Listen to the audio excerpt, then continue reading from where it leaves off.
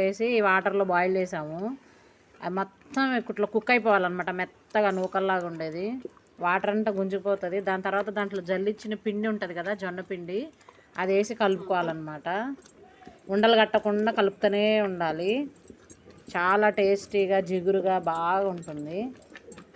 నేనే కలుపుతున్నాను, మమ్మీ వేస్తుంది. ఎంత బాగుంటుందోనండి టేస్ట్ అయితే. నెయ్యి వేసుకొని అది తింటే నా సామిరంగా సూపర్ టేస్ట్ అండి బాబు. మీరు కూడా అట్లా ఎంజాయ్ చేయండి. పల్లెటూరులోకి వెళ్ళినప్పుడు చేయించుకొని మరీ తినండి. నేనైతే బాగా ఎంజాయ్ చేస్తున్నా కట్టెల పొయ్యి మీద. చూడండి, ఫైనల్గా ఇది దగ్గర పడిపోతుంది. ముద్దలాగా వచ్చేసేంత వరకు కూడా ఇది మనం పెట్టుకోవాలన్నమాట పొయ్యి మీదనే. కట్టెల పొయ్యి మీద రుచి చాలా బాగుంటుందండి. మన గ్యాస్ మీద అయితే వేరే ఉంటుంది. ఇది చాలా బాగుంటుంది కట్టెల పొయ్యి మీద. ఫైనల్గా ఇంతేనండి. ఇంకొంచెం దగ్గర పడిన తర్వాత దించుకొని సర్వ్ చేసుకోవడమే. దీని కాంబినేషను